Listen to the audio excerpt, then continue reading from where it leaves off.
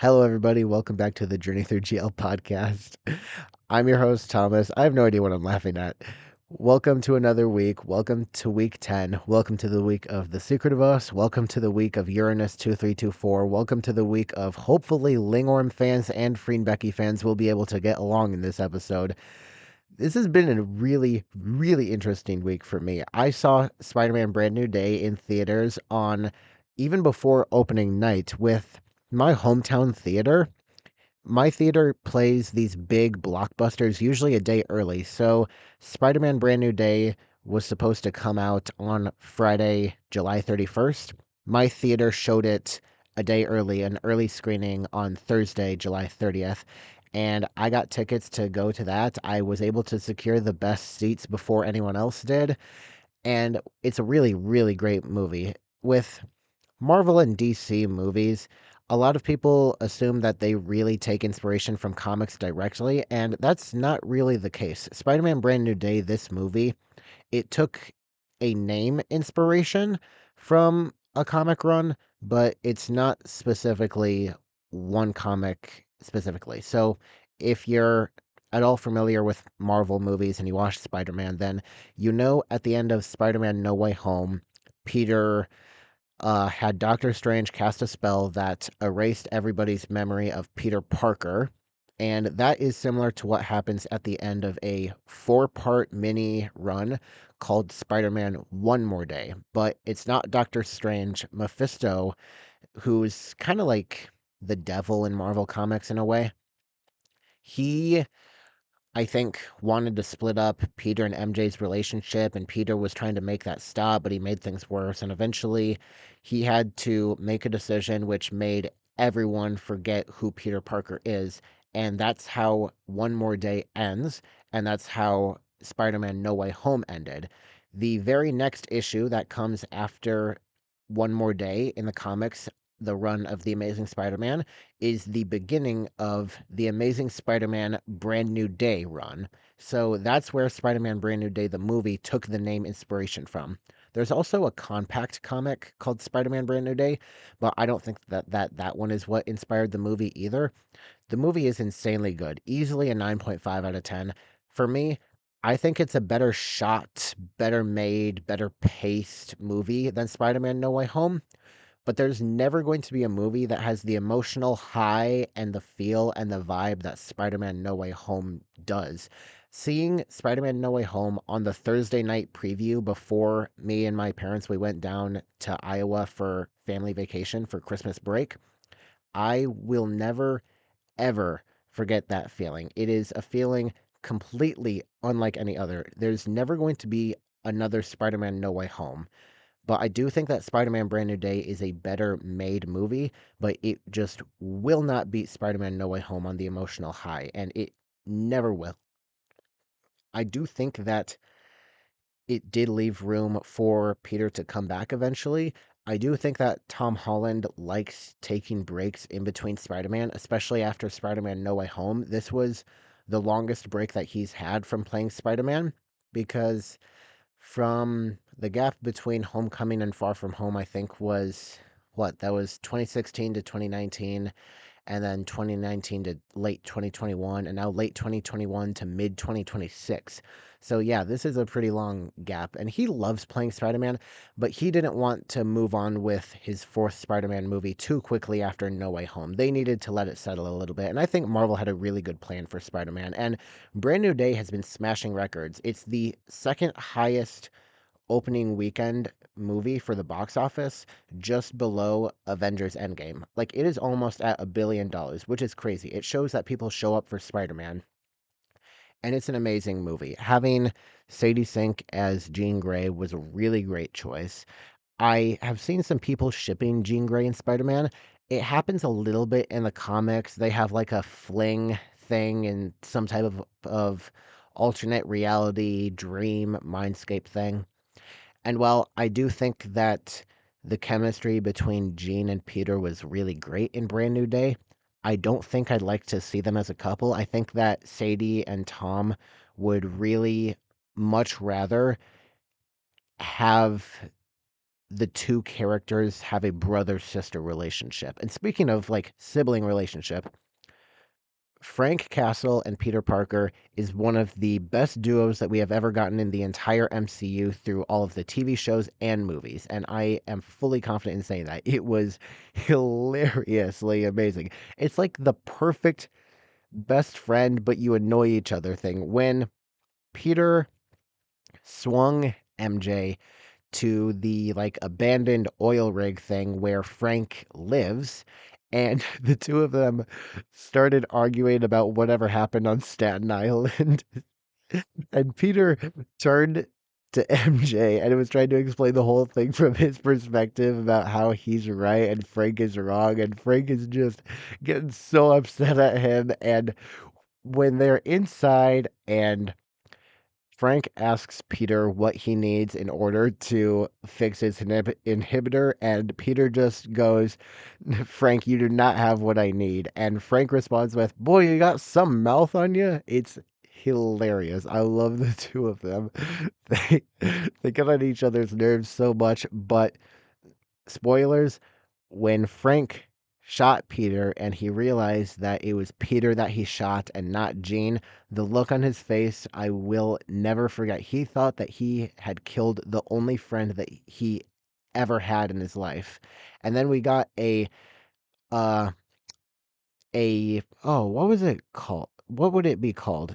An homage to a popular comic panel of Punisher carrying Spider-Man to the hospital, and then they had a interaction with Peter's mask off. It was fun to see. I love Spider-Man Brand New Day. I might have to go rewatch it, but it's going to be difficult this coming week because of work and everything, plus the next series that I'm rewatching on the list, which I think I've spent enough time talking about Spider-Man Brand New Day, but I can talk about superheroes forever. But this is a Thai GL podcast, so let's get started with the news segment. I really only have three things to talk about, but for what I have to talk about, they're pretty significant. First of all, the Moonshadow trailer released, and the series will release on August 12th, which means it got the Wednesday slot and it overlaps with AI Girl by 1 week. So Emmy Bonnie just saved us from a potential drought after In Love Forever ends on September 4th, and Moonshadow is the first late 2026 Thai GL that we have, so it's going to be pretty fun. Next, the biggest thing of this week, Channel 3 held their annual Girls' Cup. I personally did not watch it, but it looked like a ton of fun, and apparently Lingling now has an eyebrow slit, and she got completely mowed over by Lena during a bubble race. Like, if you've ever seen the giant inflatable bubbles that you go inside of and they have handles, but you can still run in them, it was a race with those, and Lena was running and Lingling was trying to block her, and Lingling got flung back so hard by Lena. She was okay, but it was so funny, and the girls were doing fake CPR on her, and Lingling was moving her body in response to the CPR. It was hilarious. I didn't watch it, but it was so funny. Also, apparently Picha from Reverse with Me was there. I didn't know that at all. I don't know if she signed with Channel 3 now or not, but she was there. Who knows? Maybe she'll be Enjoy's new partner since Enjoy was also there. And Enjoy performed in the Tops performance, although I've personally always seen her as a bottom. I always thought that it should be June Enjoy instead of Enjoy June. Yada and Prinking were also there, but neither of them performed with either halftime performance, but I do think that they performed at some point. The Tops performance was the song Let's Go, which is the exact same one that the GMMTV Tops performance did at Blush Blossom. But this one was much better choreographed. The Blush Blossom one didn't look like it was choreographed at all, but this one was. And the Bottoms performance was a different song, but I don't know what song it was. Interestingly enough, there were five tops in the Tops performance: Lingling, Lena, Tan, and Enjoy. But there were only four bottoms in the Bottoms performance: Orm, Mew, Yu, and Bam. But I also thought that Enjoy isn't under Channel 3 anymore. Same with Pre-King. So Right now, there's Yada, Picha, and Priking that are previous GL actresses that don't have partners. I think it's very, very unlikely that Yada will do another GL, but it's possible that Picha and Priking might. And when I said earlier that they might have had their own separate performance, I've seen some clips on TikTok of a performance of Bang Bang from Jessie J, Nicki Minaj, and Ariana Grande. And Picha was in that performance, and I'm pretty sure that I also saw Yada in one of the videos too. So it's possible that there was a tops performance, a bottoms performance, and then a no partner performance, which would apply for Yada, Picha, Pre-King, and all of the other girls that aren't in a GL. Lastly, for the news segment, this is pretty short, but it's exciting. The teaser trailer for Please Love, Lena Mew's next series, hit 5 million views on YouTube in less than a month, and it's the quickest trailer, pilot, teaser, anything to hit that number out of all Thai GLs. So it's very exciting for them. It's looking like it will be incredibly popular. They're a very popular couple, not even just with like Channel 3 fans, but with Thai GL fans in general. So I'm really excited for Please Love. With that said, let's move on to the currently airing segment and let's start with AI Girl. So AI Girl episode 5 helped me confirm my theory for this show, and it's the theory that I'm going to stick with. So I'll explain it real quick. Let's start with Irene. We all know that Irene is the scientist, the main scientist behind the Android project, the project that created I think that Irene not only is an android herself, but I also think that she is from the original timeline before Run traveled back in time in Love Beyond Dreams.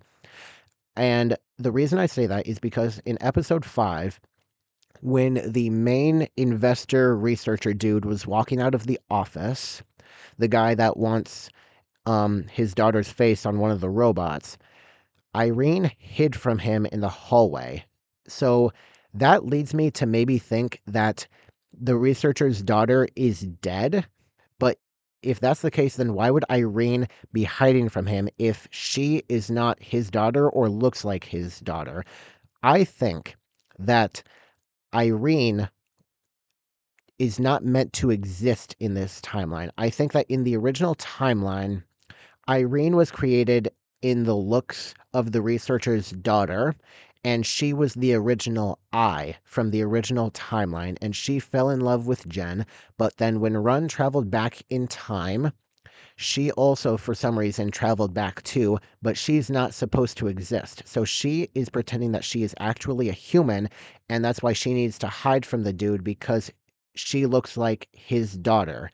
And then with her and Jen, I don't think that Jen really knows that Irene is an android yet. At least she definitely doesn't. Let's be real. But the way that Irene was speaking when she was in the room going to deactivate and how she said, "You really care about her, don't you?"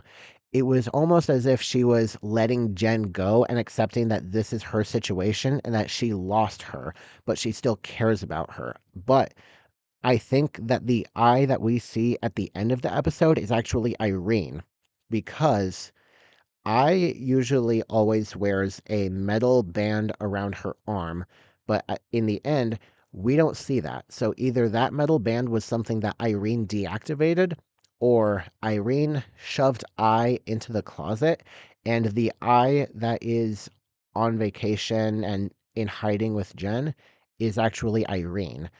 I'm going with that theory. I think that Irene was from the original timeline. She somehow came back to the new timeline with Run, and now she needs to hide because Irene isn't supposed to exist, and she's secretly an android, but everyone thinks she's human.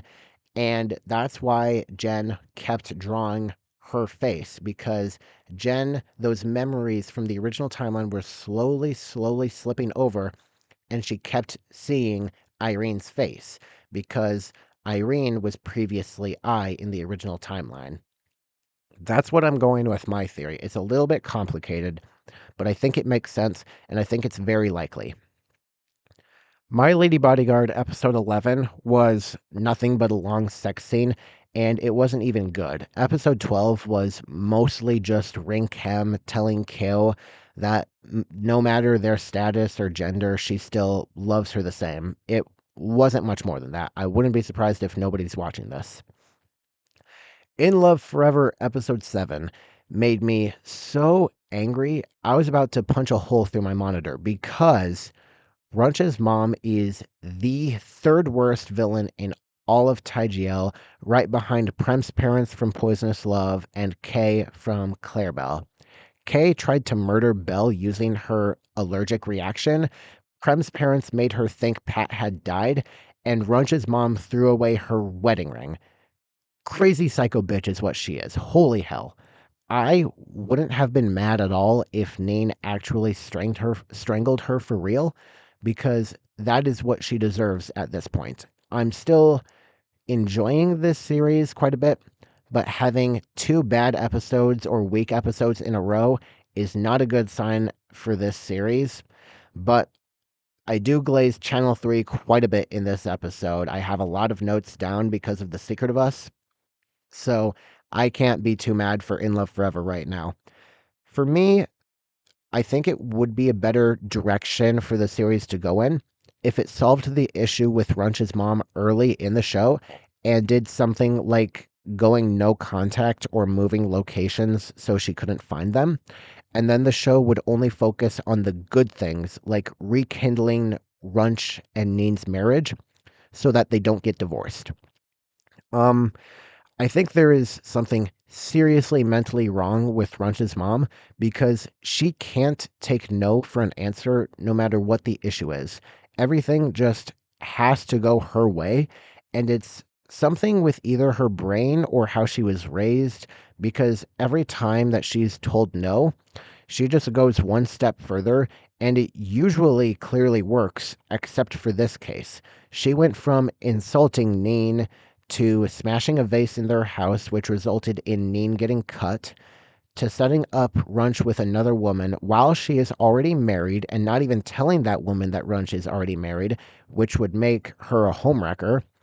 And then she claimed that she got kicked out of her house, so she had to move in with Runch and Neen.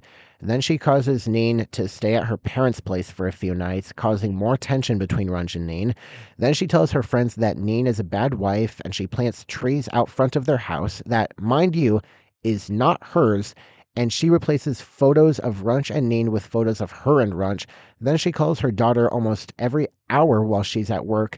And when Runch doesn't pick up, she called the workplace itself. Then she throws away her daughter's wedding ring, and I'm shocked that she actually told Runch which bag it was in. And then she tried to make it look like Neen was attacking her and strangling her to cause an argument between Runch and Neen. And now she's put on television that Neen took Runch away from her. She is crazy. And I hate that I talk about her more than Runch and Neen, but that's because she gets more screen time than Runch and Neen at this point. I, mm, I, I can't stand her. The only thing that's still consistent that I'm happy about is that these episodes feel like they fly by, which means that I must still be enjoying it. I don't know.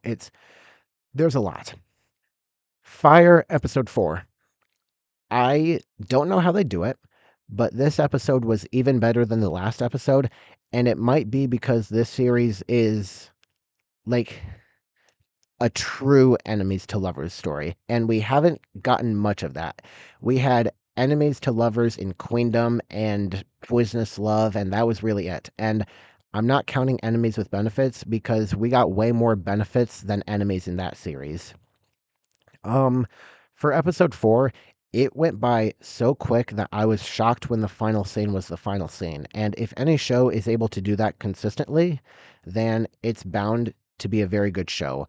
Lots of my friends on Discord and a group chat that I'm part of watched the episode when it immediately came out, which is fine. I'm different though. Four Elements is so important to me that I wait until nighttime for me when it's completely dark out and I won't be interrupted so that I can watch the episode. I need total darkness and full focus on my screen because that's how important it is to me. And I never, ever will do watch parties at all if I have not seen a new episode yet. If I watch the episode and then later in the day there's a watch party for it, then sure, I'll tune in and join. But if it's a watch party for an episode I haven't seen yet, then count me the fuck out. Um, that was a lot. I just don't like watch parties if I haven't seen it. But with episode 4, I think this was the episode that both of them silently realized that they like being in each other's company, but will absolutely not admit it to the other person. And this is especially expressive for Phi. Her and Kafrau could have gone back to the mainland first thing in the morning, but she wanted to spend more time with her on the island, and then she saw how miserable this made her. And that's why she asked her if she really hates being with her that much, because I don't think Phi really wants Kafrau to hate her, but Phi just doesn't think about how her words or actions will impact her.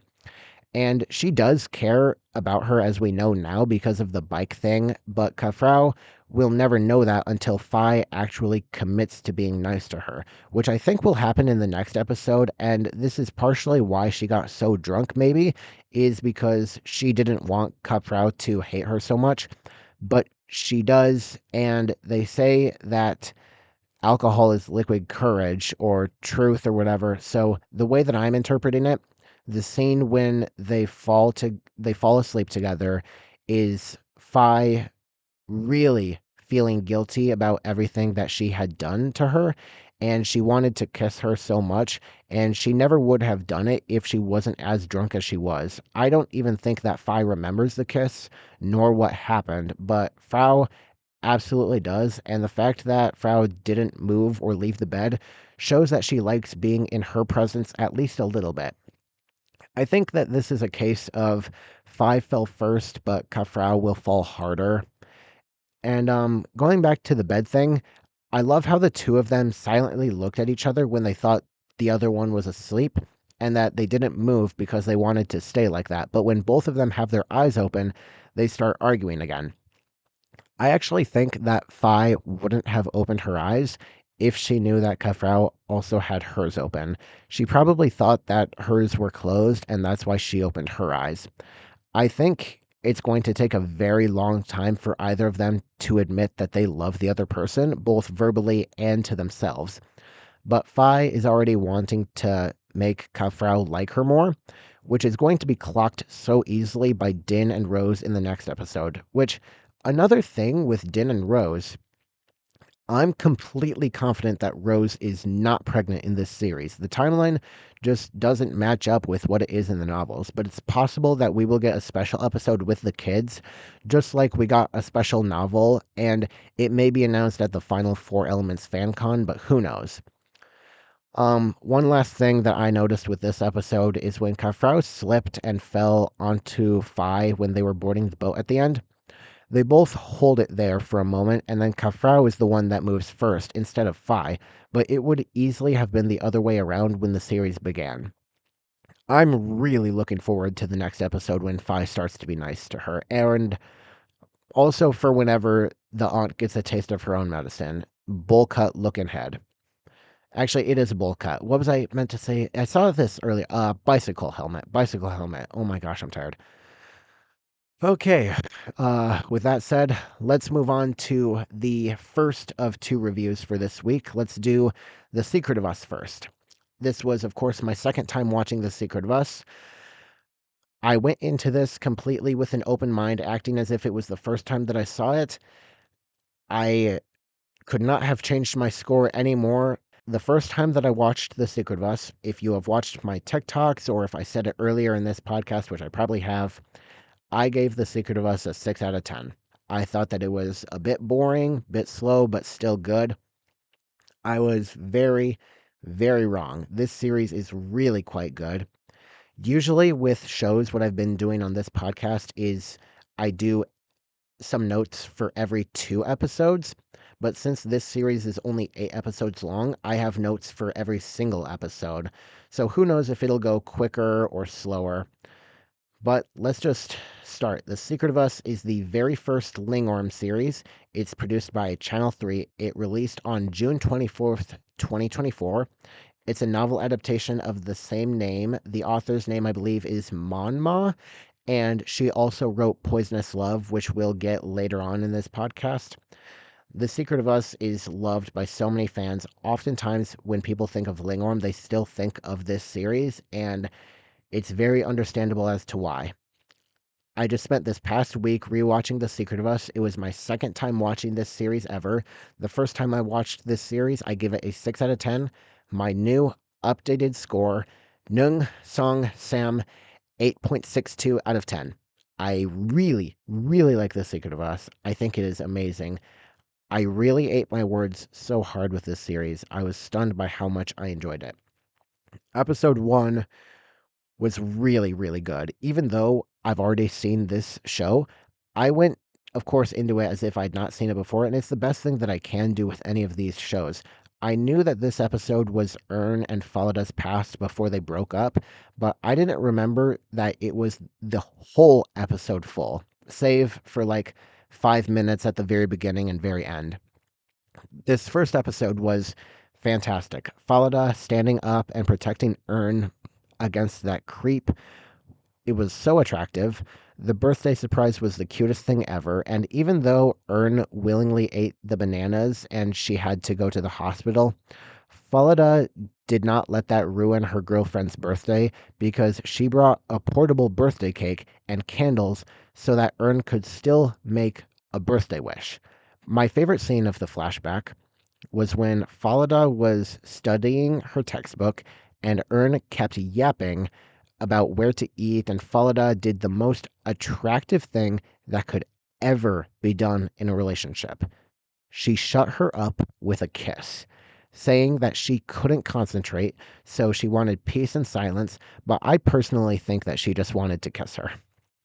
Um, Lingling and Orm look very different in this series compared to most recently, and it's the hair that does it. How Lingling as Falada has the front of her hair tucked back, but the rest falls down. It makes her face look longer and it exaggerates her eyes, and that's what makes her look like Falada. I personally have never been able to see Falada in Lingling other than in The Secret of Us. Not in Only You, not in Love Forever, but with Orm, it's the opposite. I was able to see Earn in Only You, but not in Love Forever. It's a very special look that holds a place in many fans' hearts and brains. I also completely forgot how much of a roller coaster this one episode is. We get a really stunning introduction to Orm as Earn, followed by the entire episode of Earn and Falada being couples goals. Then we get another homophobic parent, and there's going to be more to come. And then we get one of the top three most painful, heartbreaking lines to ever come in a Thai GL. Earn Mady Shot Pu Ying, Earn Shot Pu Shai. That line hurts, but it hurts way more watching the entire scene play out and knowing what Earn was thinking and what she was told and how Falada has no idea what's going on. She just got her heart torn out of her chest, a bullet hole through it, shoved a rebar through it, and spun it like a yo-yo, only to have it thrown at the wall like a wall of spikes.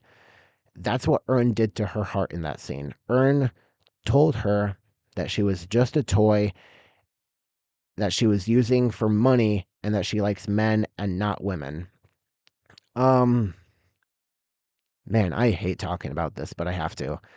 My heart was racing really bad in that scene. The heartbreak that they were experiencing in that moment, it's the type of heartbreak that makes you not want to come out of your room and makes you feel like you're invisible to everyone but the one person you need but can't have. And I think that Falada was completely justified in walking away when her and Earn met again and to insist on not doing the ad with Earn. Episode 2 went by super quick when I was watching it, which, if you know me, it's obviously a great sign by this point because the shows that have episodes that go by like lightning are usually the ones that I place relatively high. I have seen Earn sympathizers.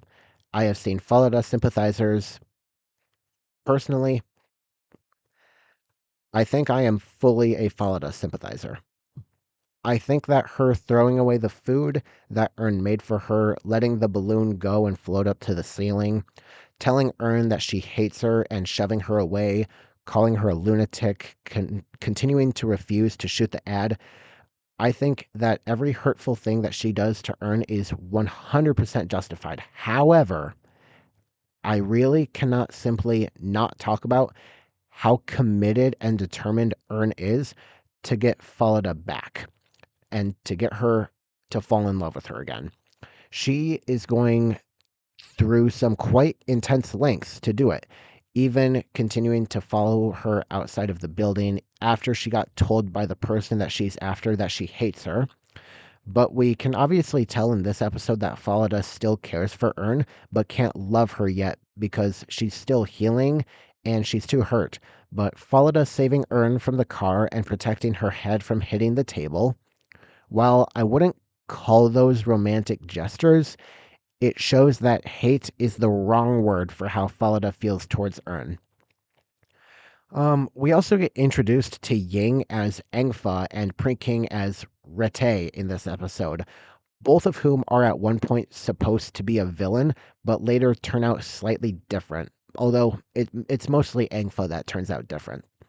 And this is where the Ying Pring ghost ship started.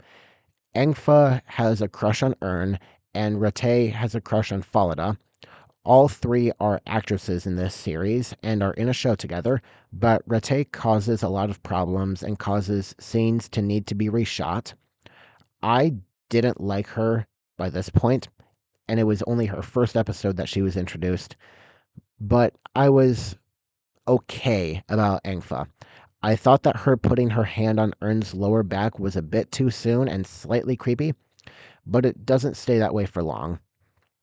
I also love the crew of doctors, Bo and Tan, plus Rose, who is the nurse in this series. And obviously, as I said earlier, The Secret of Us is in the same universe as Poisonous Love, and we see Bo and Tan in that show. My favorite scene in this episode is after Ern, or no, it's after Falada shoves Ern away after she saves her from the car, and Ern says, I love you, to which Falada responds with, Love, how dare you even say that word? It's true. I love you, and I will do whatever it takes to get you back. That will never happen, Kunsanitada. That just goes to show how hurt she was, and how even though she still cares for Ern, she can't love her yet. Episode 3 was even better somehow because it was even more of Falada being spiteful and hateful and mean towards Ern. But when she's sick or in trouble, she wastes no time in rushing to be by her side. Rose had not even said who it was that got hit by a car in front of the hospital, but Falada was immediately out of the door because she was worried that it had been Ern in that accident. Then it goes to a comic relief scene, which is nice to have in some of these shows, but it could be a little bit toned down. But then Ern willingly eats bananas so she can be taken into the hospital and so that Falada would be by her side, which did work, but Falada is 110% correct about Ern being selfish and willingly eating bananas even though she knows that she's allergic to them, just so that she can be close to her. I don't like how Falada treats Ern, but I believe it's deserving and justified. Ern is definitely selfish in her decision to eat bananas, but I honestly don't quite care. I really like the series, and the scenes that follow her and Tan were those flashbacks of what Falada was going through after Ern broke up with her, and we got the line, Is it because I'm not a man? Which has left a lasting scar on some hearts for us fans. I think that this show really perfectly captured what heartbreak feels like, and the next few series are going to do the same too, looking at the calendar ahead. Falada drowning herself in liquor and not going to classes and crying all the time, and when Ern took her luggage outside of the house after the breakup, and she slammed it on the ground, fell weak to her knees, and screamed her heart out. And her scream was really painful too. It wasn't like fearful or screaming just to scream. It really sounded painful and harsh. Orm cries quite a lot in this series, but that's just her character, and Ern has to face the consequences of her own actions. She made her grave, and she's got to lay in it and just hope that she's strong enough to climb out of it. Um, and it's working too, because Falada by this point clearly still loved Ern, but again, she was just terrified of being hurt like that again. But the more that Ern persists, the more that Falada weavers. Episode 4 marks halfway of the show because of course, obviously, The Secret of Us, the best Lingorm series, is the shortest one. Usually, I'm able to gauge my enjoyment of a series by halfway, and you can obviously tell that I enjoyed this series a ton, like way more than the first time. We open with Falada being jealous and going to a bar with Tan to drink her worries away, but fate happened that it was the exact bar that Ingfa was going to, and she texted Ern that her doctor was drinking, and Ern wasted no time in rushing there to keep her lover from going home with another girl. What follows is the first drawn out sex scene from Lingorm, and to this very day, it's the best sex scene that Lingorm have ever done. We're on their third series. It's been 2 years since this show aired, and it still has the best sex scene. Now, I don't think that the sex scenes in Love Forever are bad by any means, but they don't have the scale and the feelings that these ones do. Now, to be fair, In Love Forever is a show about like rekindling marriage and divorce, so it's very different, but I think they could at least be a little bit better.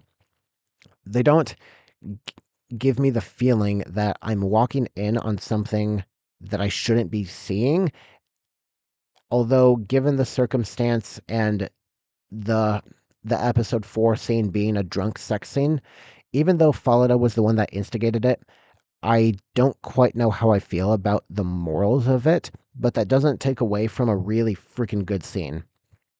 Um, Many people say that The Secret of Us is the only series that Lingorm knew how to kiss in, but I really disagree with that. They kiss exactly the same in each series, but this series plays with the camera trickery more to make you believe they're kissing more intensely than they actually are.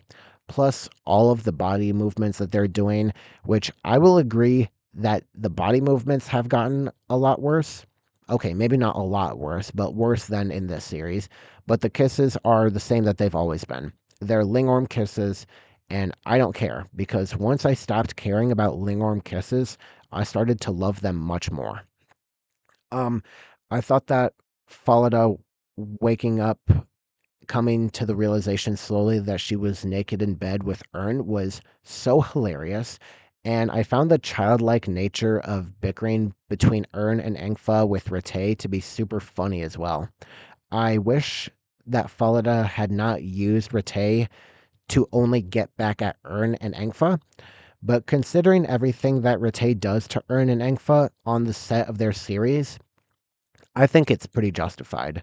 Plus, Ern knows how to handle herself, as we saw at the restaurant in the restroom when Ern douses Rete with water after she got insulted and slapped by Rete.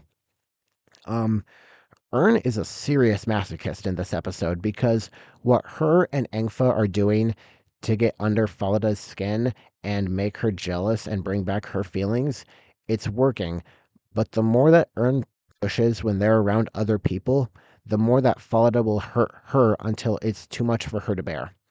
I still, by this point, liked seeing Ern get hurt, and that might make me a bad person, but I was not ready to forgive her for what she did to Falada yet. And yes, I know it's not Ern's fault and it's Falada's mom's fault, but what changes is that when Ern and Falada are in private, is when Falada wavers the most.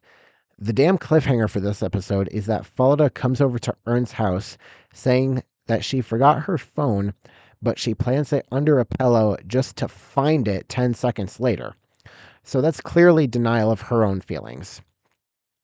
Episode 5 made me seriously question, at this point, very much question, how in the hell I gave this series a 6 out of 10 the first time that I saw it. Ern making food for Falada, and Falada saying it would that the food would be inedible and it tasted bland, only to keep on eating it and having Ern feed her as she was saying that it tasted horrible while not having a straight face at all. That scene made me laugh so hard. I couldn't believe I was enjoying this as much as I was. The cute puzzle building scene, Falada covering Ern with a blanket and finishing the puzzle herself and having the image be of their dream house, then Falada being glad that Ern sent her flowers, only to be genuinely disgusted when she realized that it was Wisanu that sent the flowers, was hilarious.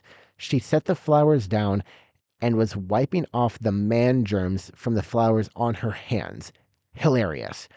She also wasted no time in going after Ern to stitch her up, and she held her hand before and after so that she wouldn't be alone, and she walked out of the hospital with her. Only to, like, how do I want to say it? Only to get her eye poked out when Engfa says that Ern told her that her and Falada were just friends while abroad. I was looking at Orm's expression during that scene, and it was an expression of, oh, I'm so going to get an earful tonight. I think that Engfa was committing a bit too much to the bit because she wanted to be the one that Ern loves, but she shouldn't instigate Falada unless Ern asks her to do it, in my opinion. Or even be affectionate to Ern unless Ern tells her to. That was how Rate was able to get a photo of them kissing, but not really.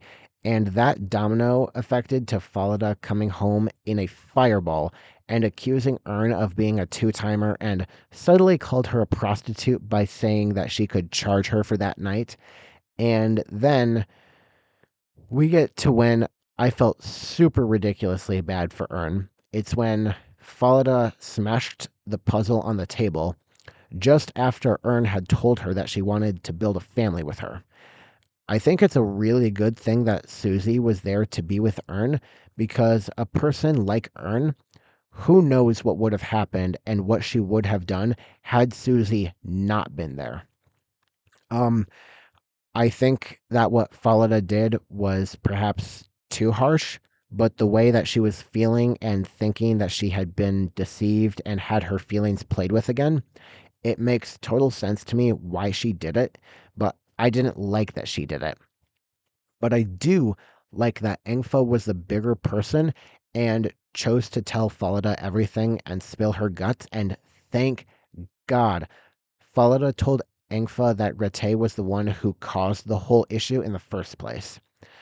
I forgot that Engfa had hidden dirt on Rete to be used against her, and that was one of the coolest parts of all this.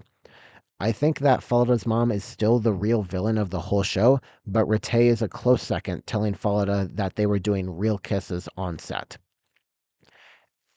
Episode 6 opens with Falada returning home and apologizing to Ern and trying to make up for what happened, which she is terrible at doing it, but at least she was trying.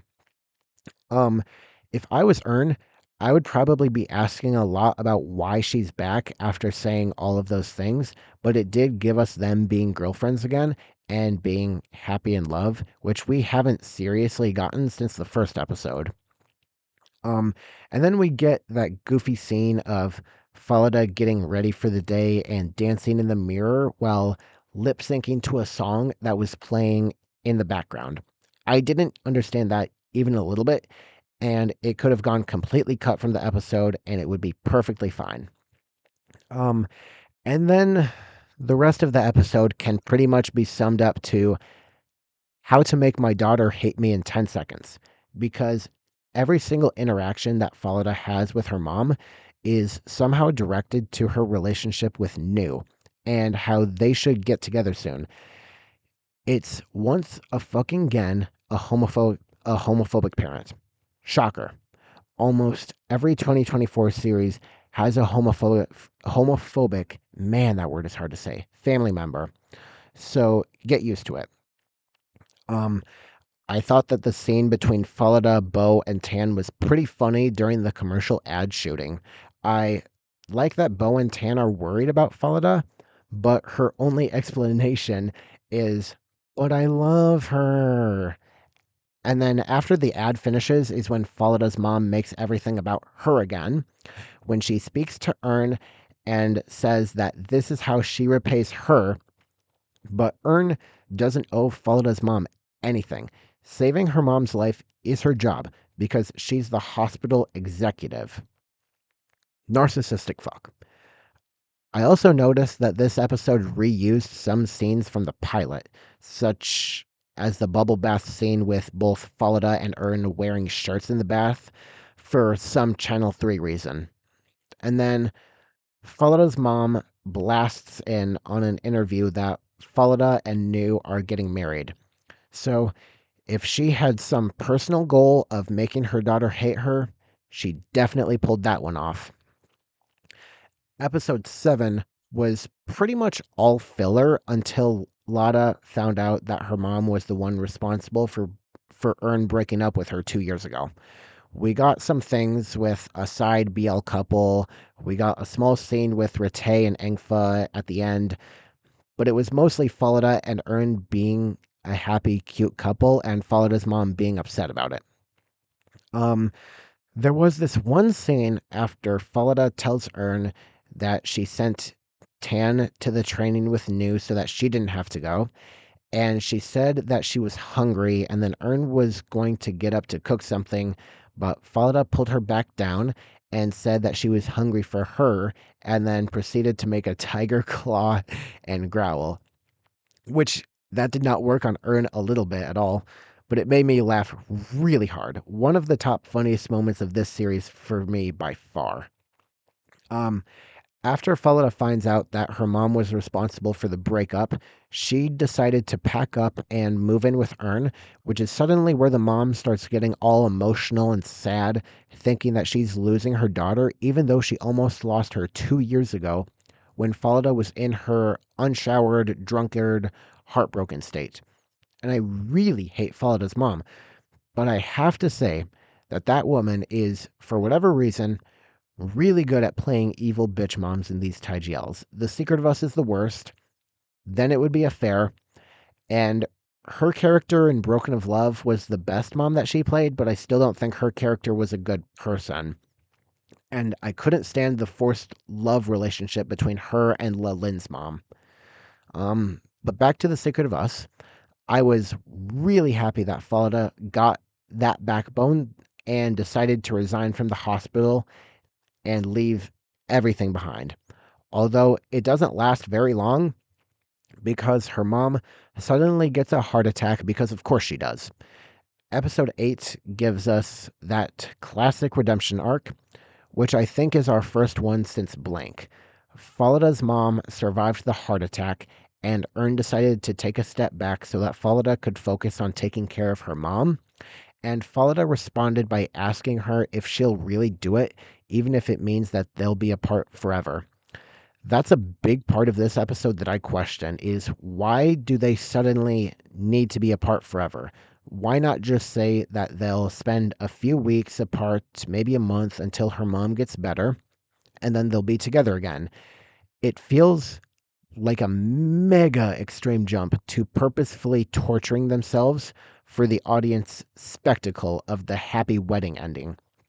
This redemption doesn't make me hate Falda's mom any less than I already do. The only benefit of it is that both girls had both of their parents present at their wedding. Um, I did really like that their honeymoon was spent at their dream house that they have talked about, but it felt like we didn't get anything of Falada and Ern in this episode until Falada's mom just suddenly became okay with them being a couple together. I actually really, really hate redemption arcs so much, especially when it comes from the parent or guardian or whoever giving into defeat because they feel guilty that their child is sad. If there's going to be a redemption arc, it needs to come from a place of true exception of a relationship between two women. And that is the key detail that, as of right now in this timeline, has not happened yet. The redemption arcs in Gap, Blank, Love Bully, and The Secret of Us have all been because the parent feels guilty about their child and not because they have come to accept the relationship. Um, but overall, The Secret of Us was really, really good. I'm still so shocked that I loved it as much as I did, and it makes me really excited for when I'll rewatch Us the Series in October. All right, that was a pretty long review. This one I can anticipate is going to be even longer. I have a lot of notes for this one because I also rewatched Uranus 2324 this week. It is the only Thai GL movie. I was not excited to rewatch this one. I ate my words so hard on this one. Uranus 2324 is the second Freen Becky project. Their first one was, of course, Gap, and their second one is Uranus 2324. And these coming 2 weeks, we'll be rewatching their third one, The Loyal Pin. This was a combination project between Idol Factory and Velcurve, who produced this movie. Uranus 2324 released on July 4th, 2024, and it's going to get a special edition, like longer version, at some point this month. I think August 6th, maybe. I can't believe how much my score improved. I have been so unhappy with Uranus 2324. I wasn't excited to rewatch it at all, but I loved it so much. So let me stop beating around the bush. This past week, I spent a day to rewatch Uranus 2324. It's the second Freen Becky project. My original score from the first time that I watched it was a 4 out of 10. This is the second time that I've watched the movie. My new updated score for Uranus 2324, Nung Song Sam, 9.06 out of 10. I have no idea where to start with this movie. I loved every second of this movie, and it stuns me how much my score changed for it. Um, this is completely unlike every other GL to come out of Thailand. Um, for a lot of reasons. Usually, Thai GLs are about overcoming social class differences, homophobic rhetoric, and maybe a little bit of self discovery.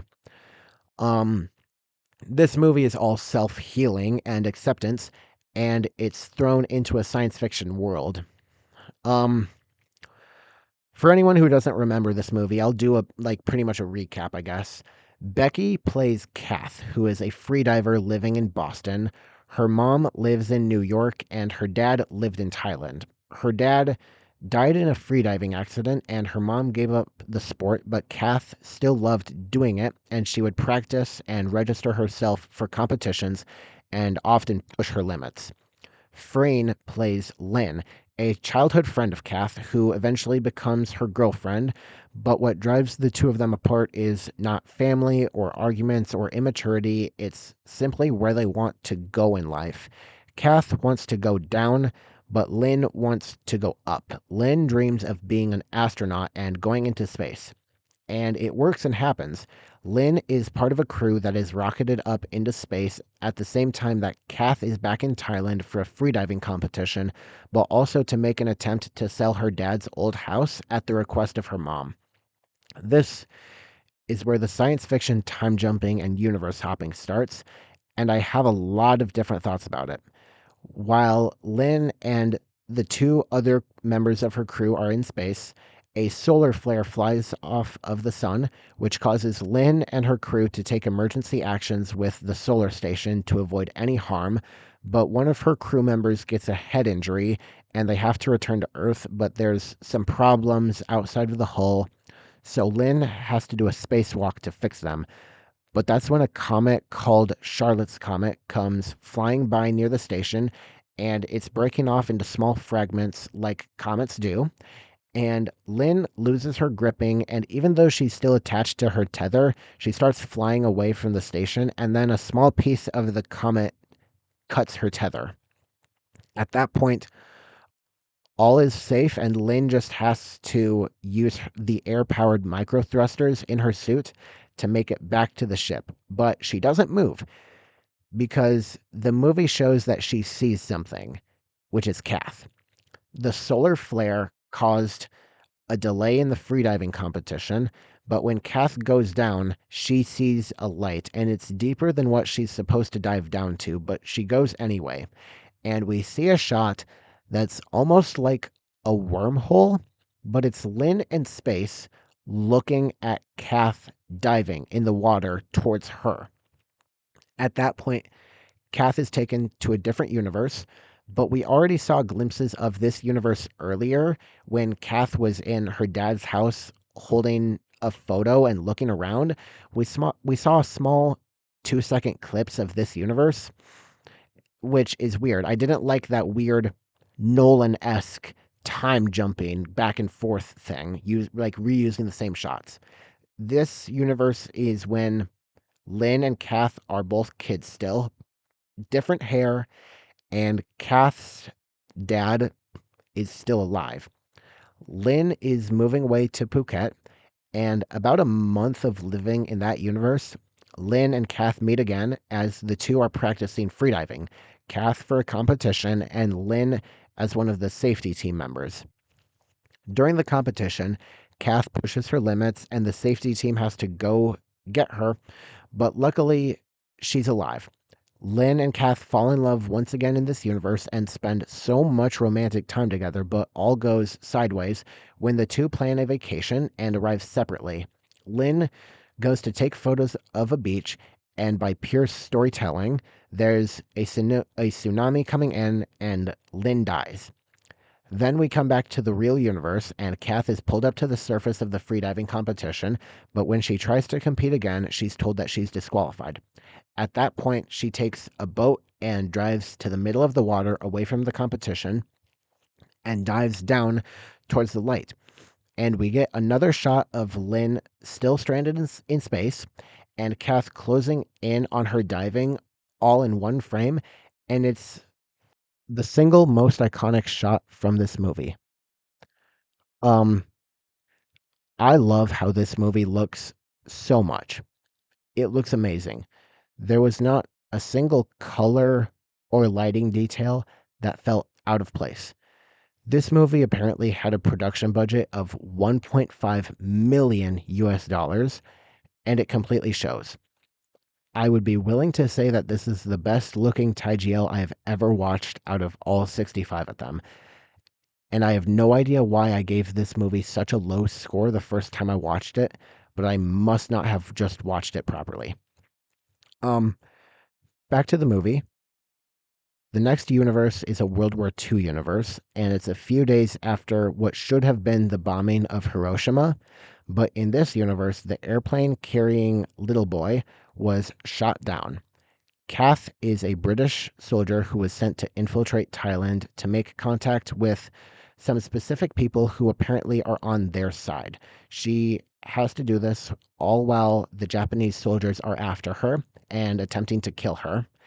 And she eventually makes her way to safety at the inside of an opera house that Lynn happens to work at as a performer, taking hiding because she's also a free Thai.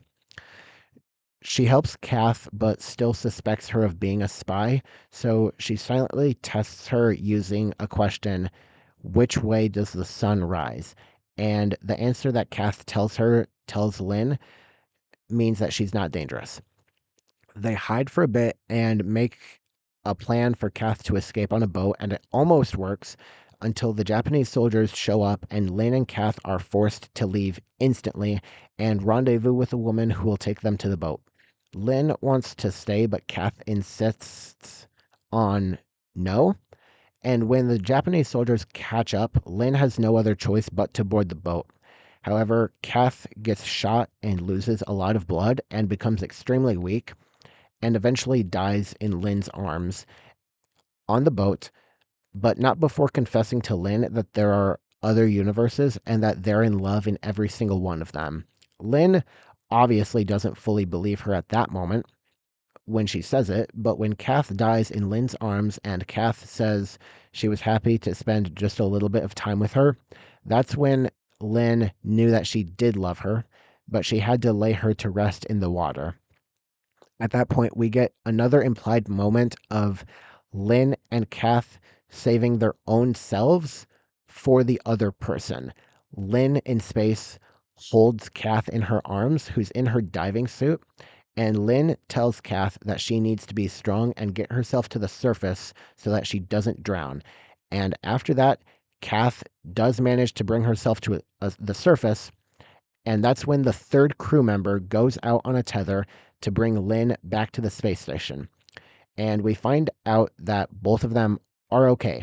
And Kath, when she comes to, when people are reviving her, she's asking, "Where's Lynn?" because she was just in a different universe, but obviously Lynn isn't there. In fact, she's the furthest thing from there.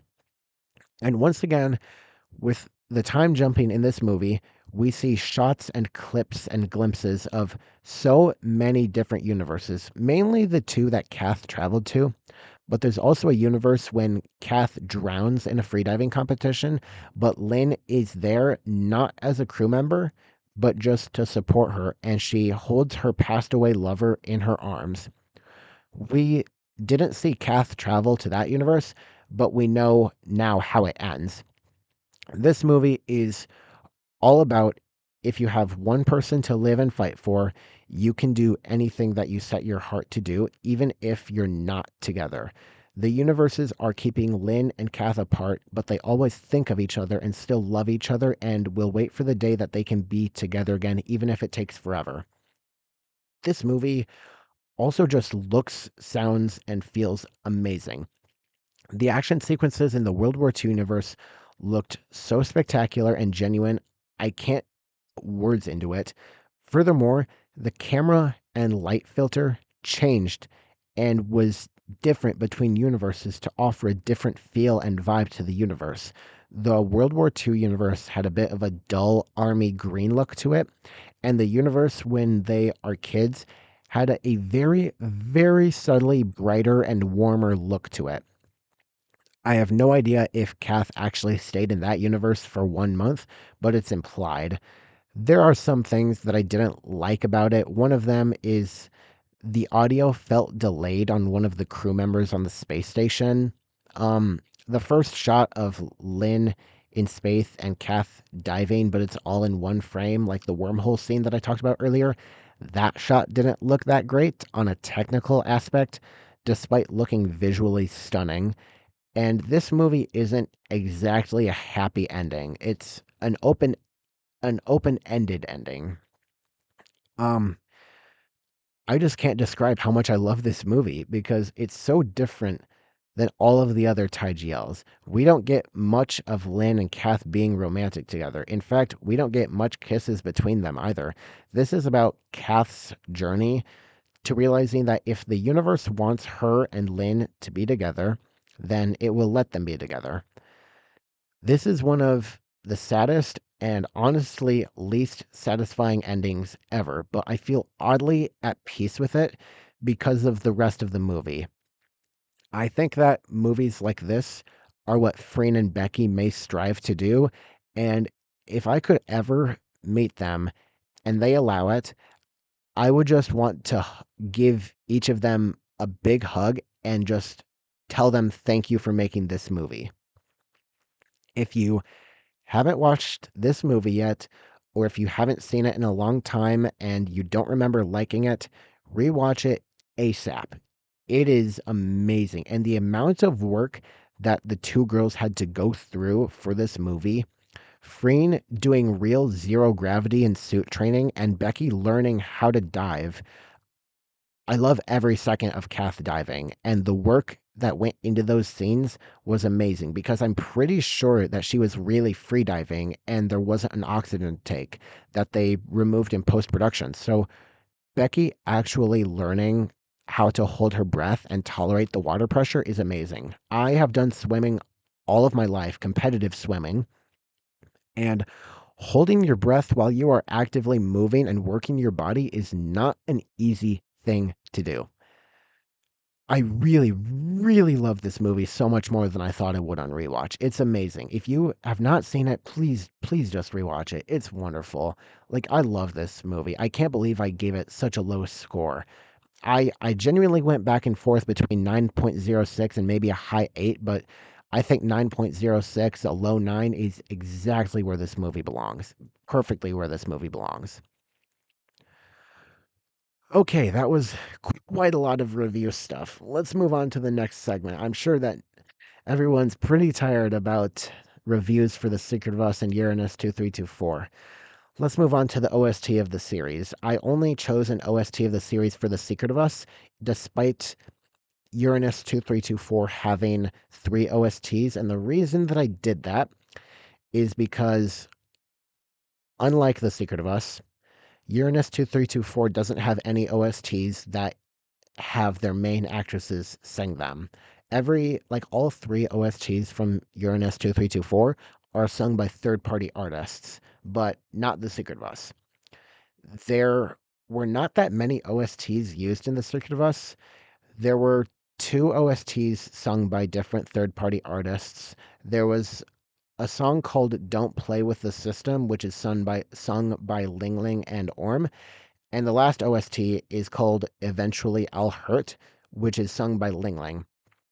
This choice was mostly easy, but not a landslide decision. I did need to re listen to 2 of the songs before making my choice, but I now have it decided. Nung, Song, Sam. The OST of the series for The Secret of Us is Eventually I'll Hurt by Lingling. This is the opening credits OST. It's the one that's played the most in the series, and in my opinion, it's the one that has the most meaning for the series. The lyrics are talking mainly about Falada and how she wants to walk away and leave Ern, but no matter how hard she tries to do that, she's not able to because her heart still yearns for her love, and it's torturing herself and keeps hurting her. And the only way for it to not hurt anymore is to go with the decision that her brain doesn't want to do, but that her heart wants to do. And in the end, she will be the one to get hurt again, which terrifies her. And the lyrics have the perfect meaning and explanation for it. I think that Eventually I'll Hurt is the perfect song for this series, and it's undoubtedly the OST of the series for The Secret of Us. I'm completely certain of that. Um, Let me talk about a little bit why I didn't include Uranus 2324 in this. So there's 3 OSTs, like I said, but none of which are sung by Freen and Becky. And what I'm going to be doing with the OST of the series is the series has to have a main OST that at least has the main actresses singing in it. And Love Senior is a weird type of exception for that because the OST of the series for Love Senior is You Get Lucky by Cosmos. But Cosmos is a girl group under Star Hunter, and Anda and Luke Hugh are both a part of it. I could have chosen one of their separate singles that came out around the time of the special episodes, but I didn't because You Get Lucky is definitely the OST of the series for that. So a series has to have at least one OST for like sung by each main actress in the series for it to really have an OST of the series, if it even has an OST.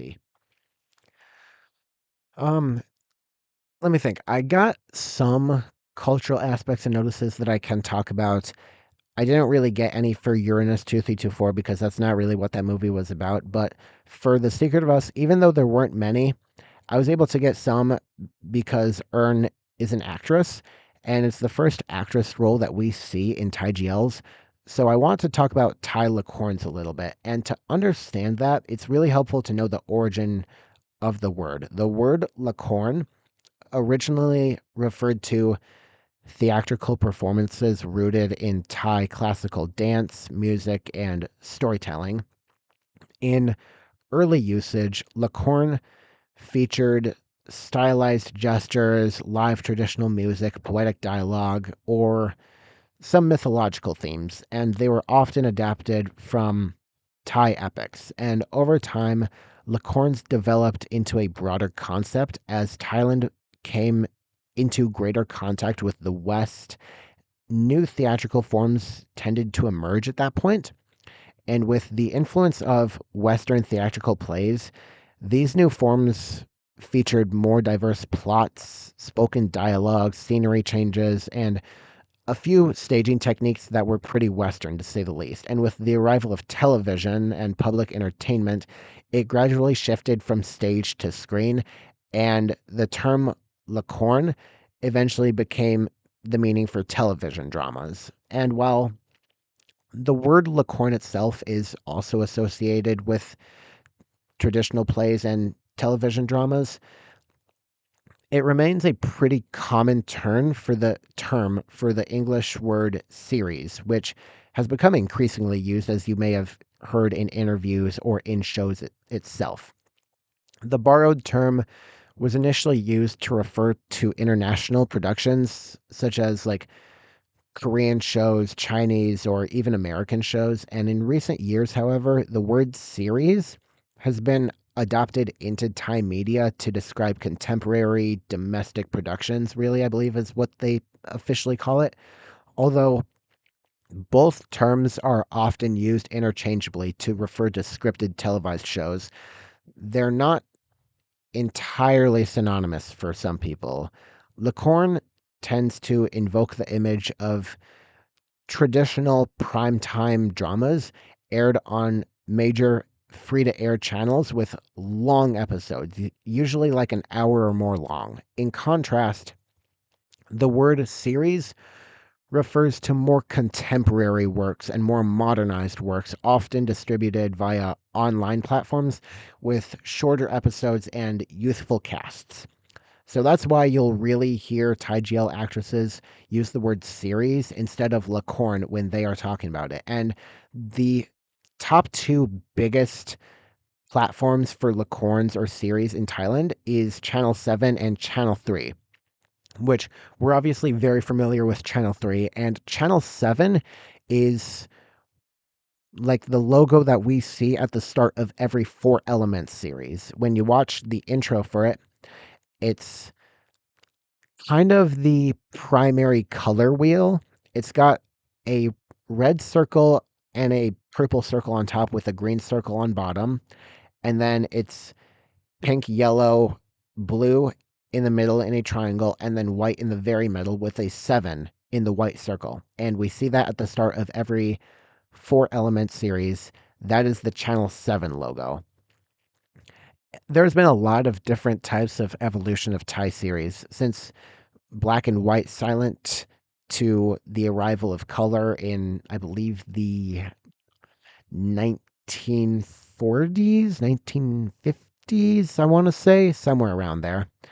And then as technology progressed, the quality and scope of Thai series also expanded, and the shift to videotape recording and color broadcasts as the technology increased, as well as obviously like adoption of modern filming techniques and CGI and digital editing is what further enhanced production standards and allowed for improvised storytelling, leading to a lot of domestic popularity of Thai series. Most importantly, the transition from cable and satellite broadcasting to digital terrestrial television also played a crucial role in expanding the industry with more channels and content providers entering the scene. Thai series diversified in both genre and target audience, which is very clear to see when we watch these Thai GLs and interact with many Thai GL fans, including myself. There's a lot more to talk about with Thai series, and now we've got all of our LGBTQ plus dramas with our BLs and GLs. Thailand is the most popular when it comes to BLs and GLs. They've got way more BLs than they do GLs. Right now, the Thai GL count that I have for this podcast is 65. 65 that I've watched, 65 that I plan to rewatch at this current point. That is from the release of Gap in 2022 to right now in 2026. And there is about the same amount of GLs that we have right now that release in 1 year for BLs. They get at least that within 1 year, if not maybe more. There's at least double the amount of Thai BLs that there are Thai GLs. And it is insane to think about. Thai television has come a very long way. And even though I have given Channel 3 some slack, or some smack, I guess would be a better term, in the past, they're incredibly popular, incredibly successful. Them and GMMTV are probably one of the two most popular Thai television networks that are currently producing GLs. And it's pretty clear to see. That's my take on it. I wanted to get a little bit of cultural aspects and notices, and luckily this one was pretty significant.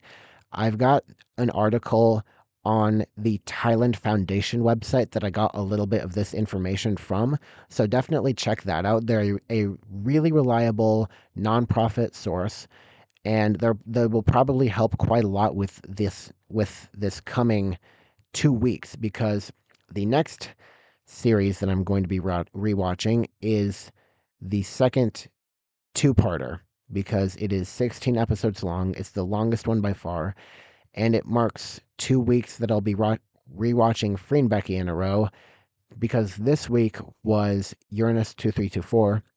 These next 2 weeks, 8 episodes each, we'll be rewatching The Loyal Pen.